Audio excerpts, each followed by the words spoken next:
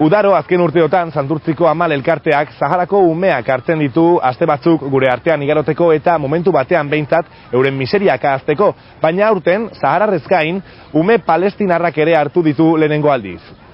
Uda honetan guztira 20 ume saharar eta beste 10 palestinar daude Santurtzin hartuta. Lehenengoek uda osoa igaroko dute Euskal Herrian eta palestinarrek berriz 3 aste bakarrik.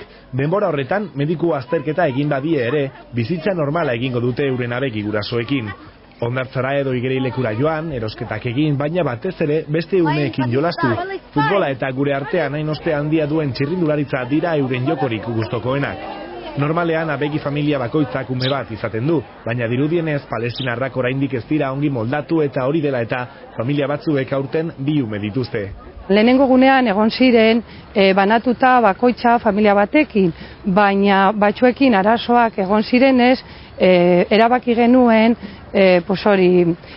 batzuk elkarrekin egotea. Gehienak behin baino gehiagotan etorri dira Santurtzira, beste batzuentzat ordea esperientzia berria da hau. Baina lehenengo egunak igarota, ume guztien arteko elkarbizitza bikaina da.